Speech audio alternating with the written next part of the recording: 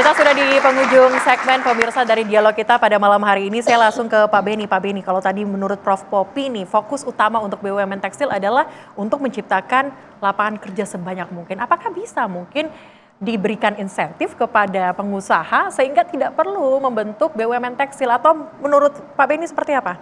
Ya, mungkin saya ingat pada waktu industri perbankan kolaps tahun 98. Itu kan ada Badan Penyihatan Perbankan. Nah, kalau dianggapnya tekstil ini dianggaplah setengah kolaps gitu ya.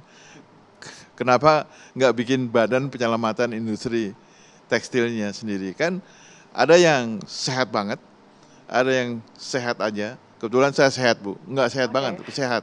Ya kan? Ada yang sakit banget, ada yang udah meninggal. Ya kan? Nah, ini treatmentnya pasti beda kalau mau menyehatkan industri ini. Nah, memang secara umum adalah yang bisa menyehatkan adalah 1, pasar. 2, cost of fund. 3, energi. Kalau soal tenaga kerja, kita udah nggak bisa rubah lah. Tenaga kerja itu ILO-nya udah masuk ke sini, udah ikut ngatur dia.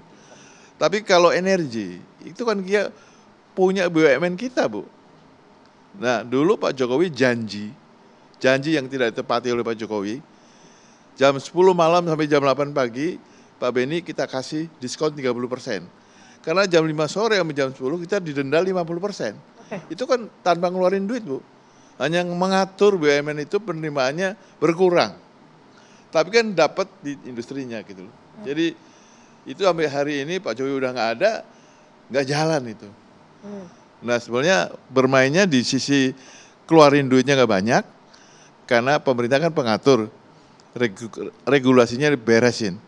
Karena regulasi tekstil, untuk mendirikan tekstil itu ada 40 regulasi.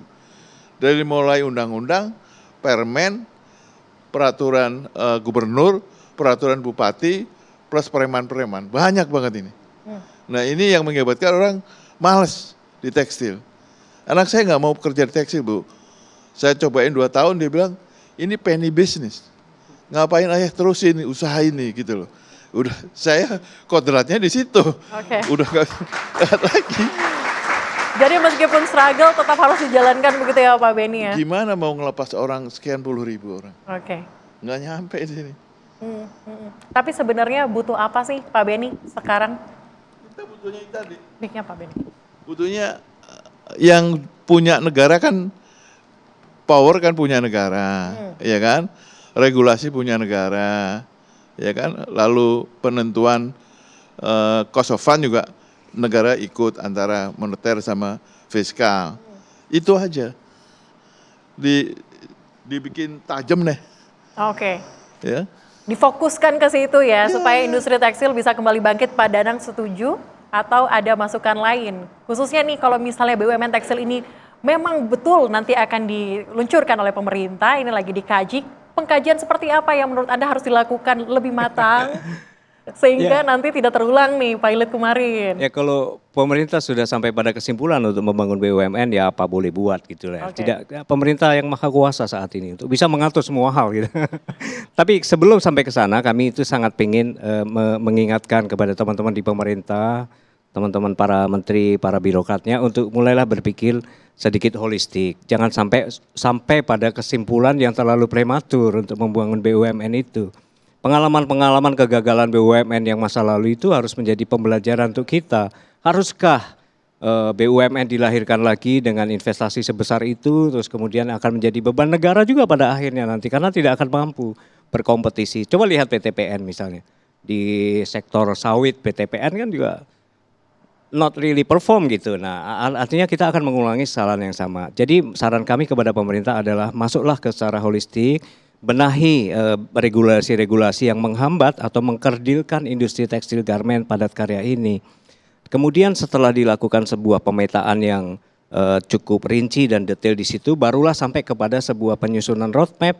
Dan apabila salah satunya diperlukan untuk membangun BUMN, maka lakukanlah dengan cara yang jauh lebih arif. Jangan sampai BUMN itu menjadi predatory industry, menjadi predator buat industri yang lain gitu. Jangan sampai. Dan jangan sampai pula pemikiran terkait pembangunan BUMN ini justru secara motif malah hanya orientasi untuk menyelamatkan sesuatu yang secara makro dia sangat kecil sebenarnya. Dan kemudian akan mengorbankan ekosistem industri tekstil padat karya kita. Nah, ini kekhawatiran besar seperti ini yang kemudian kita bahas di lingkungan asosiasi kita, Asosiasi Petekstilan Indonesia, yang selama ini kita sangat erat bermitra dengan pemerintah untuk perbaikan regulasi, justru merasa saat ini menjadi tertinggalkan dengan adanya pesan Pak Presiden Prabowo untuk menyelamatkan industri tekstil. Pesan ini bagus banget, visinya bagus gitu, tapi eksekusinya menjadi devil gitu, menjadi berbahaya sekali gitu.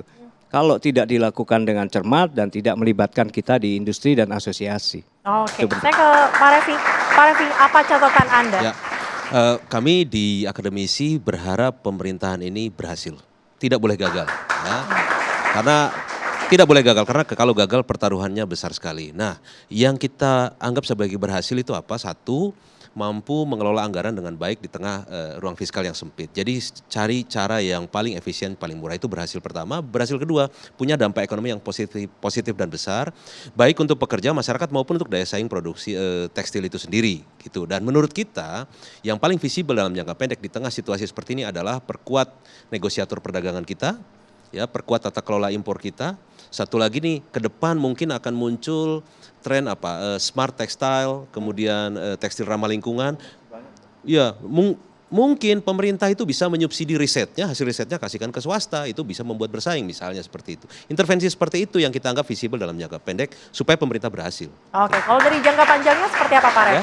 Untuk jangka panjangnya seperti apa? Jangka panjangnya tentu daya saing itu disebabkan akan dipengaruhi oleh isu-isu struktural.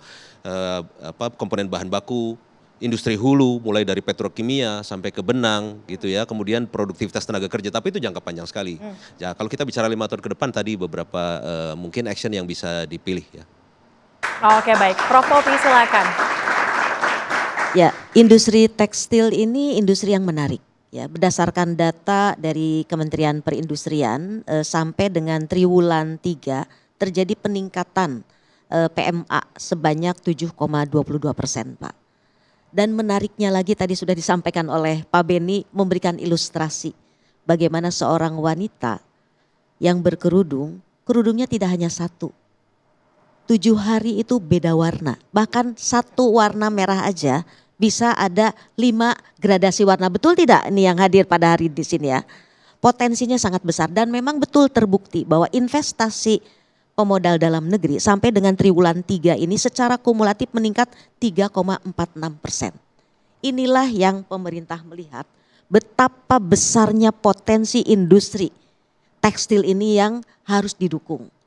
Sehingga tadi kami sampaikan bahwa negara ada untuk penguatan industri tekstil.